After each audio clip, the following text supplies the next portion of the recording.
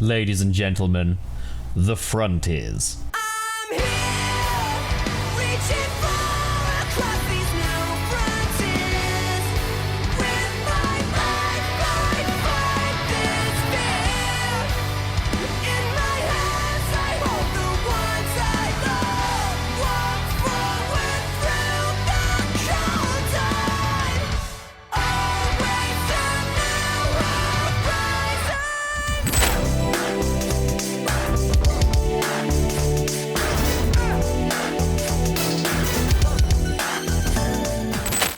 Uzi sa puga papinga sa kaukupan sa kapagaging. Hasingang tungsingang going. Minya minya unsikinga. Fusi fusi von suris. Gubabinga.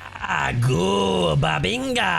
Wayne is boss. Zuki zuki zuki. Fusi kasi mara no funky action. In a ping pong. Alright. So, wow, here we are. We're in a new world, ladies and gentlemen, a new world where we can play Sonic Frontiers. It's now out. Holy Christ. It's been a long time coming as well. 5 years since the last mainline Sonic game. And a lot has changed for our trusty blue hedgehog within that time. With the games, the thing Sonic is known for, seemingly becoming the weakest part of the Sonic franchise. Previously in the Sonic games.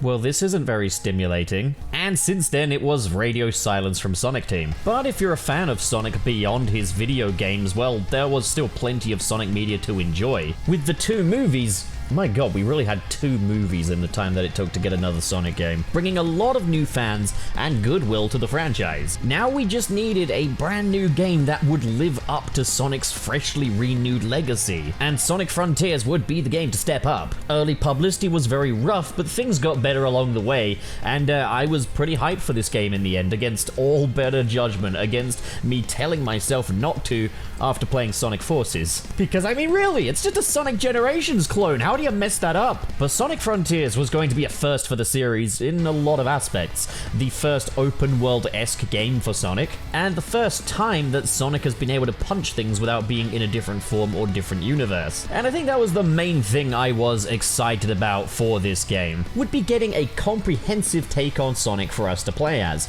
One that isn't just built for one specific purpose, but is much more versatile this time. A Sonic with combat capabilities. A Sonic made for more than just running down hallways, and also just having the space to truly play with Sonic. This would address a lot of my problems with the Sonic the Hedgehog series, or at least the now devastatingly tired formula that Sonic Forces rammed into the ground as hard as it could. Here's the thing though, what makes Sonic so great for me is that power trip that you get with Sonic as a character, going fast through these areas. So because of my ADHD riddled brain, sometimes open world games can be quite a sizable commitment for someone like me. But with Sonic, you've got that constant power fantasy and that moment-to-moment gameplay. The question is, how well do you translate that into an open world game? In this new open world, will Sonic thrive or will he suffer? Well, we're 2 minutes into this thing and I haven't really started reviewing anything yet, so I guess I'll skip the sponsored message for today and begin laying down my first impressions of the game. This is a part 1. It is spoiler free, but the reason why it's a part 1 is because this is a long game. I've played it for a few hours. I wanted to get something out on the release date because, hey, that's business, buddy. Or I can give you the BS version that says I didn't want to keep you guys waiting for a video on it. The truth beyond my cynical jokes is actually a mix of both, but don't let that stop you from sending the dollar bills my way. Because I, like the peasants, had to buy this game. After half a year of Sonic Frontiers coverage, slowly creeping up to almost 100k subscribers, and some very professionally worded emails, Sega have decided that I'm just not enough of an actual YouTuber to warrant a review code for this one. No, I'm not bitter. No. It's not like I, invested a lot of time into this game and, anyway. So I will give a quick note on the story. Now, my opinions on this story could change when I finish the game. It might be that, I see the ending and I'm like, oh, that sucks. However, this feels like a soft reboot of the modern Sonic series, as this game does a lot to lay down the foundations of the main Sonic cast, and really focuses on exploring these characters and actually taking them a little seriously. But it doesn't feel like misplaced seriousness either. It's not overly melodramatic, but it avoids feeling insincere like a lot of the more recent Sonic stories have. Most of what I've played so far has been made up of dialogue exchanges between Sonic and his friends. And look, if you've been watching me or you've seen any of my videos on Sonic Boom, you'll know that my opinions of Amy Rose in the main Sonic universe have consisted of basically, she's a girl. She's a girly girl who does girly things. She's pink and she likes love and hearts and stuff. And she's got like a mad pash on Sonic. I found the Boom series did wonders for the character of Amy Rose, but I'm also pleased to say that Sonic Frontiers has done a lot to flesh her out in this game. Her dynamic with Sonic has matured up a lot in this game, and I'm thrilled to see that. This is a million times better than, say, like Sonic Generations' character of Amy Rose. She's come a long way in 10 years, and same goes for Knuckles. I'm really looking forward to seeing what they do with Tails, as I think after Sonic Forces, that guy requires quite a bit of character maintenance. As for Knuckles, let's just say there is far more sexual tension between Sonic and Knuckles than there's ever been between him and Amy. Sorry, Son Amy fans. While this game does a wonderful job at reinforcing the fundamentals of the Sonic characters in a more sincere way, like the Sonic Adventure games, it also gives us a refresher on the lore of Sonic's universe. These guys have stories and histories, and they do play directly into the storyline of this game, but there's also an abundance of little references here and there as well. But without it being too obnoxious. Bottom line, even if it's just for interaction's sake, even if it's just for the characters or the continuity, Ian Flynn has done wonders for this storyline, and I cannot wait to see where it goes next. If you're someone that typically plays Sonic games but skips the story, now is the time to watch the cutscenes. I think the best way to describe Sonic Frontiers' gameplay loop is that it's a collectathon, and there are two main collectibles that you will need to progress the story. These are vault keys, which open the Chaos Emerald vaults, and individual characters' memory tokens as they kind of guide you through the narrative. But then there are also different fruits around these islands as well, and these can be used to level up Sonic. There are these little blue tokens that come out of enemies which can be used to upgrade Sonic's combat moves, big fishing tokens which can be used to pay for turns in the fishing minigame, and a reward for that is these golden tickets, which can buy the other collectibles, and portal gears which can be used to open up the portals to cyberspace, which you'll usually get from defeating one of the Guardian boss fights. So through and through, this game is a collectathon, and these open zones just feel like these colossal playgrounds. You can race against the clock to get to the top of a large structure. You can battle as many different enemies as you feel like. You can fling yourself around these different obstacle courses, and this game will just chuck collectibles at you. And once you get past that initial tutorial and Kronos Island opens up to you, there is that feeling of when you first step into like an amusement park and it's like, oh, what shall we do first? Shall I climb a tower? Shall I fight Ashura? Shall I go into cyberspace? And if you've wanted the Chow Garden back, no, but you've got the closest thing you're gonna get, which is the Cocos. This little species of rock people, I guess, that you basically herd around and then you give fruit to their dad or something and then he helps you out. And the best part is you can just punch him in the face if you feel like it. Why are you looking at me like that? Now, the game does give you directions of where to go and what to do next, but it's only in regard to stuff that affects the narrative, and you're pretty much free to ignore that. So if you want to run around obstacle courses for the sake of it, then you're more than free to, and that's what I actually found myself doing. To the point that I'd ground up so many of the Amy memory tokens that I could basically just pursue that story through without having to meet those collection quotas. And pretty much all of the Emerald Vaults were already open by the time I needed them. But this speaks to how exciting it was to explore this island for the first time. Discovering new enemy types and learning to use my new moves, drawing dicks with Sonic's new Psyloop ability. Hell yeah, this is the kind of experience you don't get with that constant moment-to-moment arcadey style of Sonic gameplay that we're so used to by now. This has been able to expand on that. Also, traversal. Traversal can be really make or break when it comes to an open world game. In terms of Sonic's traversal, I think the best thing I can compare it to is Spider-Man's web swinging in Spider-Man PS4 game, in that there are times when I am just happy to just traverse with nowhere to go, completely aimlessly. I spent a large chunk of my playtime just boosting through these islands, doing drop dashes down hills, seeing what little structures I could fling myself off of and do tricks in the air, and just finding random enemies to beat up in any Sonic fashion I please. The combat is versatile and satisfying, and it has opened an entirely new way for Sonic to fight bosses. And it's kind of surprising they didn't do this earlier, as Sonic is known as a very action-centric franchise, but more often than not, he's just bouncing on enemies, with the only attempts at combat in the Sonic series being kept to either spin-offs or the werehog, which was a completely separate form. The boss fights here also just set a new precedent for what a Sonic boss can be. The Guardians around the islands are some of the best 3D Sonic boss fights, and once you've gathered up all the Chaos Emeralds and followed Amy Rose or whichever character around their respective island, you get to fight the big Titan as Super Sonic,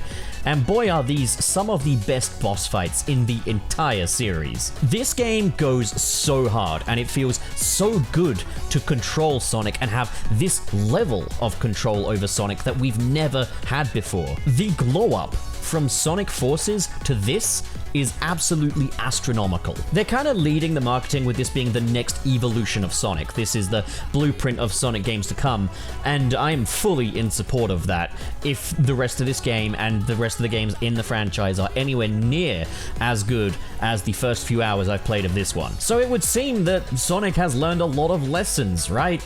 Well, there is another smaller layer to this game, cyberspace. Now, cyberspace has been played up in marketing a surprising amount considering how small of a part of this game it is. Typically, Sonic games come in kind of like two halves. You've got like the really exceptional half, which is usually just the traditional Sonic gameplay, and then you've usually got something alongside it which is a little weaker. With Sonic Unleashed, you've got the werehog. With Sonic Adventure 2, you've got treasure hunting. With Sonic Generations, you've got the classic Sonic. With Sonic Forces, you've once again got pretty much the entire game. Sonic Frontiers is no exception to that rule, as you have got the cyberspace stages. However, past the first two, all of these are optional. So, like, I guess it's not comparable to the werehog in that regard. Like, werehog wasn't optional. I actually like the werehog. I'm just putting that out there. I like the werehog. But cyberspace is a much smaller part of this game than what classic Sonic was to Generations, or the werehog was to Unleashed, or treasure hunting was to Sonic Adventure 2. And it's just as well because cyberspace isn't very good. On paper, it's a really good idea. Like, we've always kind of come full circle to where those linear boost stages are now the supplementary part of the game, as opposed to the main appeal. The idea of the worst part of Sonic Frontiers being the best part of Sonic Unleashed sounds really good on paper, but there is a lot working against cyberspace. So cyberspace gameplay is a separate gameplay style from the open zone Sonic that you'll be spending most of your time with. The smooth turning and customizable controls of the open zone Sonic are nowhere to be found in cyberspace. And cyberspace Sonic is in many ways everything Sonic should not be. He's slow and sluggish. Now, this does give you much more incentive to use your boost. I mean, like in games like Sonic Generations, boost was effectively optional. But if you're not using moves like your boost and your drop dash, and you're not making use of the dash panels and the little zoom hoop things, dash rings I think they're called, then this is your top speed, and it's a set thing. He doesn't get any faster than this, he doesn't go any slower than this. With the boost now effectively being relegated to a run button, as it can no longer power through enemies, that I'm actually okay with. But it's incredibly sensitive, and you've got to be pushing forward on your analog stick at all times for the boost to even work, which is quite a change because in previous boost games you could just hold down that boost button and then use your analog stick just for turning. And the turning, my god, the turning, what happened here? The turning in the open zone is really good, so I don't get why the turning here is so bad. But then games like Sonic Unleashed and Sonic Generations had a remedy to Sonic's stiff turning problem, and that was a drift button. Apparently the drift is somewhere in this game, but I'll be damned if I can get it to work. And then there's just the overall lack of polish here. You wouldn't typically ever attempt to walk around a loop-de-loop, would you? But I really don't like the fact that I can. I'm aware that things change, but one of the big draws of Sonic in his very early games was, whoa, can you make it around the loop-de-loop? The loop-de-loop was the ultimate test of how much speed you'd managed to build up. It was the first test of just how fast this guy can go. Knowing that you wouldn't necessarily get around this loop if you hadn't earned your speed first meant that getting around it was a power trip. If the loop is there purely just for visual spectacle, there's really no point in it being there. And no matter how fundamental, no matter how basic, making it around that loop knowing that I could have just walked just feels pathetic. Now I know that there have been plenty of previous Sonic games that have completely messed up loop-de-loops as well. Sonic 06 did this very thing, and then of course we've had later games after that which just treated loops as a scripted event. Why am I only really calling it out now? Truth be told, the more this happens and the more time there is for development, the more harsh I'm going to be on the loop-de-loops not acting the way they're supposed to. The longer it takes to fix this, the more harsh I'm gonna be about it. So I do have some problems with Cyberspace Sonic, and it's a lot of fundamental stuff. That doesn't mean I can't have any fun with it. An example of a really strong level for Cyberspace Sonic was Cyberspace 1-2, the first of the Sky Sanctuary stages. The time required to get an S rank is so tight that I've replayed this tons of times, but also it keeps that classic Sonic level design philosophy where you have to earn your speed through interacting with the level and keeping to the upper path. And while it may have ported most of its level layout from Windmill Isle Act 2 from Sonic Unleashed, I do feel like the new way Sonic interacts with these level elements and the new requirements to unlock keys do give this all too familiar level design a new lease on life. Then there are levels that exacerbate the problems with Cyberspace Sonic. So there are some Cyberspace stages that are in 2D. When you have the 2D perspective, any problems with Sonic's physics or inaccuracies to the classic Sonic playstyle are just going to feel exacerbated and more egregious. Sega has really made a point of targeting Sonic Frontiers towards modern Sonic fans, so when you're now running through Green Hill in the 2D perspective, but the physics that made Sonic in 2D as good as he is are no good, these are for nobody. Knock it off. Then there's a level like the first chemical plant stage. I can't remember what exact number it was, but this stage is basically identical to the 3D sections in Sonic Generations, and it feels horrible in this new gameplay style. When you have identical level layouts with the same level theme being chemical plant, and then you put a Sonic in there that doesn't control as well, it's just drawing this massive red ring around the fact that this is inferior. And then the bottom line is just, these levels are so tired now. This is the 4th time in a row that we've seen Green Hill and Chemical Plant in a 3D Sonic game. Sky Sanctuary is also pretty damn tired. I understand that there is a plot reason for these to be here, that cyberspace is expanding outward to the original islands that Sonic and his friends came from, and that cyberspace pulls from the memories of those who are in it.